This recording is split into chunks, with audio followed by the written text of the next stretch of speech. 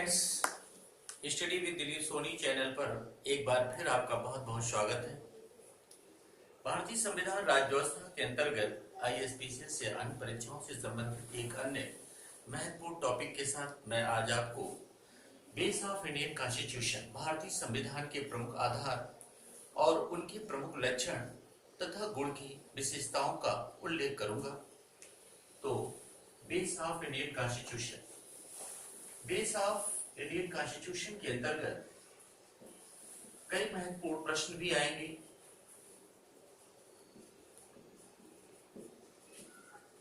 Base of Indian constitution या भारतीय संविधान के आधार, भारतीय संविधान के आधार, भारतीय संविधान के आधार के अंतर्गत कई महत्वपूर्ण प्रश्न आते हैं। जैसे कि आप जानते हैं, किसी भी देश के संविधान के निर्माण पर उस देश की तात्कालिक स्थिति परिस्थिति का विशेष प्रभाव दिखाई देता है। एक लंबे विदेशी पराधीनता के पश्चात 15 अगस्त 1947 को जब भारत मुक्त हुआ, स्वतंत्रता प्राप्त की, संप्रभुता प्राप्त की, तो भारत के समक्ष अनेक सारी चुनौतियां, समस्याएं और आवश्यकताएं थी। उन सभी चुनौतियों और समस्याओं को ध्यान में रखकर जब ब्रिटिश शासनकाल के अंतर्गत कैबिनेट मिशन 1946 में भारत आया, तो कैबिनेट मिशन ने 389 सदस्यीय एक संविधान सभा के रिकमेंडेशन की बात की और उस कैबिनेट मिशन के द्वारा भारतीयों की एक प्रमुख मांग कि भारत को द्वितीय विश्व युद्ध की समाप्ति के बाद संप्रभुता प्रदान कर दी जाएगी। तो कांग्रेस तथा अन्य राजनीतिक दलों ने कैबिनेट मिशन की उस मांग को स्वीकार किया और कैबिनेट मिशन के द्वारा सुझाए गए 389 सदस्यीय संविधान सभा के द्वारा जिस भारतीय संविधान की रूपरेखा ड्राफ्टिंग तैयार की गई, उस ड्राफ्टिंग कमेटी के चेयरमैन डॉक्टर भीमराव अंबेडकर तथा संविधान सभा के सलाहकार डॉक्टर BN राव ने विश्व के अनेक देशों के संविधानों का अध्ययन किया, परंतु उन संविधानों से उन प्रावधानों को भारत के संविधान के अंतर्गत शामिल करने पर बल दिया गया जो भारतीय सामाजिक, आर्थिक, राजनीतिक, सांस्कृतिक, भौगोलिक या अन्य परिस्थितियों के अनुकूल था। तो भारत के संविधान में इस बात पर विशेष बल दिया गया कि भारत में एक सुदृढ़ या मजबूत केंद्र की स्थापना पर बल दिया जाए, परंतु भारत को एक लोकतांत्रिक डेमोक्रेटिक सिस्टम के अंतर्गत लोगों को निर्णय में अधिकतम सहभागिता पर बल दिया जाए। और इसके लिए भारतीय संविधान के जो आधार या बेस बनाए गए, उसको सुविधा के लिए हम 4 भागों में अध्ययन कर सकते हैं। इस आधार को हम 4 भागों में अध्ययन कर सकते हैं। पहला, संघीय शासन प्रणाली, इसे कहेंगे फेडरल सिस्टम, इसे कहेंगे फेडरल सिस्टम। संघीय शासन प्रणाली में भारत की संघीय शासन प्रणाली के अंतर्गत शक्तियां या विषयों को सुविधा के अनुसार केंद्र और राज्यों के बीच लिखित रूप से विभाजित कर दिया गया, परंतु इसका अन्य अध्ययन हम अभी डिटेल में करेंगे। इसकी दूसरी विशेषता के अंतर्गत भारत के संविधान में संसदीय शासन प्रणाली के प्रभाव को भी लागू किया गया। संसदीय शासन प्रणाली या पार्लियामेंट्री सिस्टम, पार्लियामेंट्री सिस्टम आज केंद्र या राज्य की कोई भी सरकार या उसके मंत्रिपरिषद के कोई भी सदस्य अपने प्रत्येक कार्य, प्रत्येक निर्णय के लिए विधायिका के प्रति उत्तरदायी है। उसका सबसे बड़ा कारण भारत के संविधान में पार्लियामेंट्री सिस्टम या संसदीय शासन प्रणाली है। भारत के संविधान में गणतांत्रिक शासन प्रणाली की व्यवस्था का प्रावधान किया गया। रिपब्लिक सिस्टम 26 जनवरी 1950 को भारत को गणतंत्र घोषित किया गया और जनरली जिस संविधान को हमने 26 जनवरी 1950 को लागू किया गया उसमें पहली बार ए इलेक्टेड हेड ऑफ स्टेट, एक निर्वाचित राज्याध्यक्ष या राष्ट्रपति के प्रावधान का उल्लेख किया गया और दुनिया के जिन देशों में इस तरह के प्रावधान होंगे ऐसी शासन प्रणाली को गणतांत्रिक शासन प्रणाली के नाम से जाना जाता है। और भारत के शासन का एक सबसे प्रमुख आधार लोकतांत्रिक शासन प्रणाली, लोकतांत्रिक शासन प्रणाली या डेमोक्रेटिक सिस्टम। डेमोक्रेटिक सिस्टम के विषय में इसकी चर्चा बृहद रूप में होगी। इसको ऐसे आज के रूप में भी परीक्षा में पूछा जाता है, निबंध के रूप में भी आता है। जैसे कि आप जानते हैं India is a largest democratic country of the world. Bharat विश्व का सबसे बड़ा लोकतांत्रिक देश है और ये लोकतंत्र जनता की सर्वोच्चता पर आधारित है। निर्णय में जनता की सहभागिता है। यद्यपि उसके कुछ लाभ भी हैं परंतु कुछ अभी सुधार के गुंजाइश भी हैं। तो एक एक कर हम अध्ययन करेंगे। सबसे पहले भारत की संघीय शासन प्रणाली का अध्ययन करने के पहले, भारत की संघीय शासन प्रणाली का अध्ययन करने के पहले एक सामान्य अर्थ हम जानेंगे कि संघीय शासन प्रणाली क्या है या संघीय शासन व्यवस्था क्या है। संघीय शासन व्यवस्था या फेडरल सिस्टम क्या है? What is the meaning, what is the concept of federal system? Federal system क्या है? फेडरल सिस्टम के विषय में हम बहुत आसानी से कोशिश करेंगे कि आप समझ जाएंगे। मित्रों याद रखिए, दुनिया के जिस देश की शासन व्यवस्था के अंतर्गत शक्तियों या विषयों का विभाजन यदि दो या दो से अधिक भागों में लिखित रूप से किया गया हो, power or subject is divided between two or more parts, then the system is called the federal system. तो ऐसी शासन व्यवस्था को संघीय शासन प्रणाली के नाम से जाना जाता है। परंतु भारत की संघीय शासन प्रणाली में ये शक्तियों का विभाजन केंद्र और राज्यों के बीच लिखित रूप से किया गया है और एक सर्वोच्च न्यायिक संस्था सर्वोच्च न्यायालय है जिसके द्वारा दिए गए प्रत्येक निर्णय का पालन केंद्र और राज्य सरकार करने के लिए बाध्य है। इसका अभी हम अध्ययन करते हैं। तो संघीय शासन व्यवस्था किसे कहा जाता है? तो संघीय शासन व्यवस्था में जो शक्तियां हैं या जो विषय हैं, ये शक्तियां और विषय कम से कम दो या दो से अधिक भागों में विभाजित होना आवश्यक है। दो या दो से अधिक भागों में विभाजित होना आवश्यक है। और दूसरा एक आवश्यक चीज है कि ये शक्तियां कैसे विभाजित हो? क्या मौखिक रूप में हो सकती है? नहीं, ये शक्तियों का विभाजन लिखित रूप में होना अनिवार्य है। परंतु ये शक्तियां आपस में विभाजित हैं। परिवार में सुविधा के लिए कुछ कार्यों को पिता और पुत्र या बच्चों के बीच बांट दिया जाता है, परंतु कभी कभी देखा जाता है कोई डिस्प्यूट आ जाती है। तो उस डिस्प्यूट का भी समाधान संविधान में रखा गया है कि ये शक्तियां अगर केंद्र और राज्य या अन्य संस्थाओं के बीच जो डिस्प्यूट होगा उसके द्वारा एक सर्वोच्च न्यायिक संस्था होगा, एक सर्वोच्च न्यायिक संस्था होगा, एक सुप्रीम जुडिशियल अथॉरिटी होगी। और सुप्रीम जुडिशियल अथॉरिटी भारत में सर्वोच्च न्यायालय सुप्रीम कोर्ट है और इसके द्वारा दिए गए प्रत्येक निर्णय, सर्वोच्च न्यायालय के द्वारा दिए गए प्रत्येक निर्णय भारत में प्रत्येक राज्य सरकार, प्रत्येक जिला या हर स्तर की सरकारों को मानने के लिए बाध्य होना होगा। तो ये संघीय शासन प्रणाली के तीन प्रमुख लक्षण हो गए। पहला हो गया शक्तियों का विभाजन, पहला हो गया शक्तियों का विभाजन। दूसरा हो गया शक्तियां लिखित रूप से विभाजित होंगी। और तीसरा हो गया सर्वोच्च न्यायालय, सर्वोच्च न्यायालय। तो ये कम से कम तीन लक्षण का होना आवश्यक है। ये तीन प्रमुख लक्षण हैं। तो उस शासन प्रणाली को आप संघीय शासन प्रणाली के अंतर्गत शामिल कर सकते हैं। दूसरा एक महत्वपूर्ण चीज है कि भारत की जो संघीय शासन व्यवस्था है, अब हम आते हैं स्पेशली भारत की संघीय शासन प्रणाली के अंतर्गत। भारत की संघीय शासन प्रणाली के अंतर्गत ये शक्तियों का विभाजन दो भागों में किया गया है। भारत की संघीय शासन प्रणाली के अंतर्गत शक्तियों का विभाजन दो भागों में किया गया है, केंद्र और राज्य। ये दो भाग क्या है? केंद्र और राज्यों के बीच किया गया है। यानी केंद्र की व्यवस्था का संचालन केंद्र की सरकार के द्वारा किया जाएगा और राज्यों की व्यवस्था का संचालन राज्यों की अलग अलग सरकारों के द्वारा किया जाएगा। यानी भारत के संविधान में सभी प्रकार के विषयों को सुविधा के लिए केंद्र और राज्यों के बीच विभाजित कर दिया गया है। परंतु ये शक्तियों का विभाजन 3 सूचियों में किया गया। तो देयर आर 3 लिस्ट।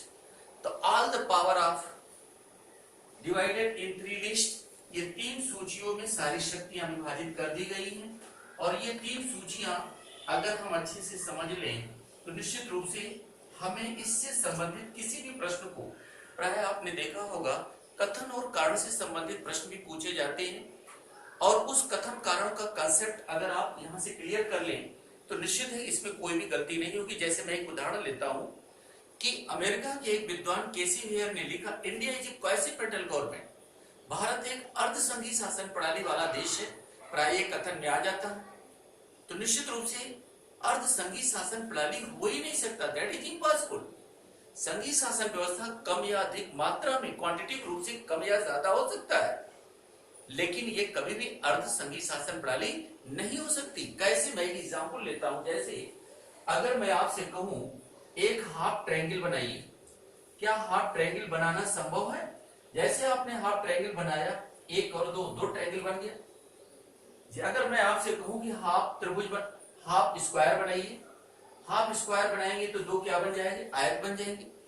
तो उसी तरीके से छोटा और बड़ा हो सकता है, परंतु अर्धसंघीय शासन प्रणाली केसी हेयर का ये कथन पूरी तरह गलत है।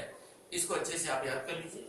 अब हम देखते हैं कि भारत की, यहां हम आते हैं कि भारत की संघीय शासन व्यवस्था के अंतर्गत सारी शक्तियां, सारे विषय कहां विभाजित है? केंद्र और राज्यों के विभाजित है और ये विभाजन 3 सूचियों में है। पहला जो है यूनियन लिस्ट, पहला संघ सूची है, संघ सूची। दूसरी सूची हमने स्टेट लिस्ट का बनाया है। दूसरी सूची का नाम है स्टेट लिस्ट, जिसे हम कहेंगे राज्य सूची। और तीसरी सूची का नाम है कॉन्करेंट लिस्ट। तीसरी सूची का नाम है कॉन्करेंट लिस्ट या समवर्ती सूची। तो याद करिए मित्रों, भारत के संविधान को सुविधा के लिए 3 सूचियों में विभाजित किया गया है, संघ सूची, राज्य सूची और समवर्ती सूची। एक प्रावधान और है, इसका उल्लेख हम बाद में करेंगे। अभी हमने जो सूची बनाई है ये कार्य की प्रकृति और सुविधा के आधार पर बनाई है, कार्य की प्रकृति और सुविधा के आधार पर बनाई है। संघ सूची के अंतर्गत हमने राष्ट्रीय महत्व के विषय का उल्लेख किया है। कैसे विषयों का उल्लेख किया है? राष्ट्रीय महत्व के विषयों का उल्लेख किया है। राज्य सूची के अंतर्गत स्थानीय महत्व के विषय का उल्लेख किया गया है। कैसे विषयों का? स्थानीय महत्व का। और समवर्ती सूची में हमने राष्ट्रीय और स्थानीय दोनों के महत्व के विषयों का उल्लेख किया है। राष्ट्रीय और स्थानीय दोनों के महत्व के विषयों का उल्लेख किया गया है।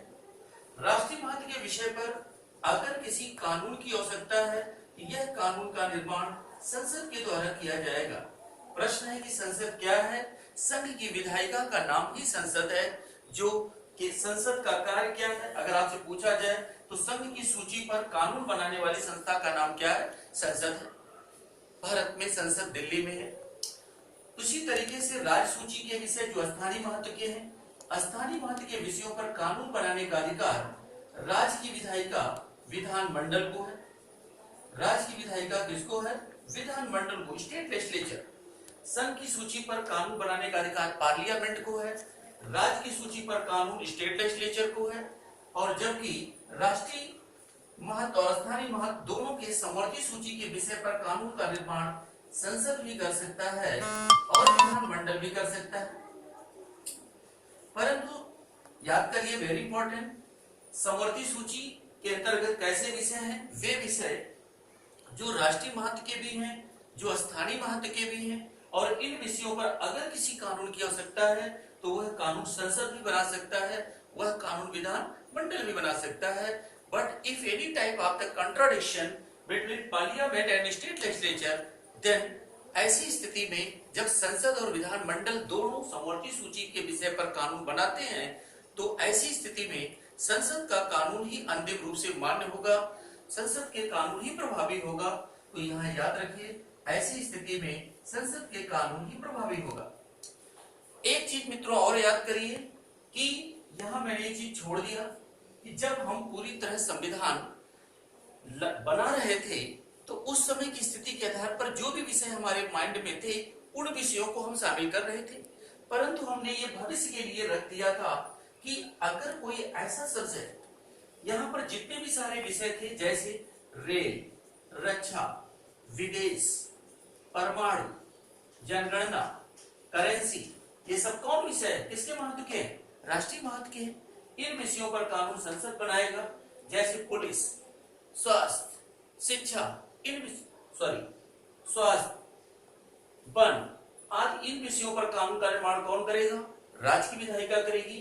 और समवर्ती सूची का एक सबसे महत्वपूर्ण विषय शिक्षा, जो पहले स्थानीय महत्व के विषय के अंतर्गत था, 42वां संविधान संशोधन 1976 द्वारा इसको समवर्ती सूची में किया गया, तथा अन्य अनेक प्रकार के विषय जो समवर्ती सूची पर, इस पर कानून संसद और विधानमंडल दोनों बनाएगा, परंतु कंट्राडिक्शन की स्थिति में संसद के द्वारा ही बनाया जाएगा।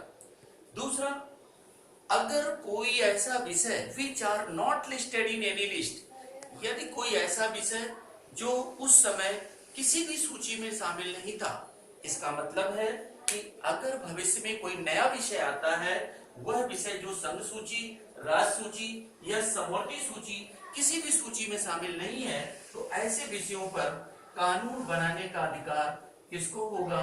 केंद्र को होगा। लेकिन प्रश्न है कि इसका नाम क्या है? इसका नाम रिड्यूजरी पावर्स, इसका नाम है अवशिष्ट शक्तियां। और एक चीज आपको और बताना बहुत जरूरी है कि भारत की जो संघीय शासन प्रणाली है, Indian federal system just the nearest situation of the Canada constitution. मित्रों, भारत की संघीय शासन प्रणाली कनाडा की संघीय शासन प्रणाली के अधिक निकट है। और इसका कारण क्या है कि कनाडा की संघीय शासन प्रणाली के अंतर्गत अवशिष्ट शक्तियों पर भी कानून बनाने का अधिकार केंद्र को दिया गया है, अर्थात कनाडा के संविधान में भी केंद्र को राज्य की अपेक्षा अधिक शक्तिशाली बनाने का प्रयास किया गया है। यद्यपि अगर आपसे पूछा जाए who is the ideal federal system of the world, दुनिया की आदर्श संघीय शासन प्रणाली वाला देश कौन है, तो no doubt that is the USA, United State of America. परंतु भारत की स्थितियां एक मजबूत केंद्र की ओर थी, अतः भारत ने अमेरिका की संघीय शासन प्रणाली के आदर्श को स्वीकार न करके भारत कनाडा की संघीय शासन प्रणाली की ओर गया। तो एक चीज याद करिए, अवशिष्ट शक्तियों पर किसी भी प्रकार का यदि कानून बनाना है तो अवशिष्ट शक्तियों पर कानून बनाने का अधिकार किसको होगा? केंद्र को। लेकिन अवशिष्ट शक्तियां कौन सी शक्तियां होगी? याद करिए, भविष्य के विषय हैं, ये सब्जेक्ट भविष्य के सब्जेक्ट हैं। इट मींस यदि कोई नया विषय भविष्य में आता है और ऐसा वह विषय जिसका उल्लेख ना तो संघ सूची में है, ना तो राज्य सूची में है, ना ही समवर्ती सूची में है, ऐसे विषय पर कानून बनाने का अधिकार केवल केंद्र को होगा। Subject which are not listed in any list, it means ऐसे विषय पर कानून बनाने का अधिकार किसको होगा? केंद्र को होगा। तो एक चीज यहाँ पर क्लियर हो गया कि भारत की जो संघीय शासन प्रक्रिया है वह कनाडा के अधिक निकट है। इसका कारण आपको समझ में आ गया होगा कि भारत एक बहुत ही ट्रांजिशनल सिचुएशन से गुजर रहा था। हम एक संक्रमणकालीन स्थिति से गुजर रहे थे। हमारे यहाँ आधारभूत समस्याएं बहुत अधिक थी। शिक्षा, स्वास्थ्य, संचार या एम्प्लॉयमेंट जैसी आधारभूत चीजें, रोटी, कपड़ा, मकान की हमें बड़ी समस्याएं थी।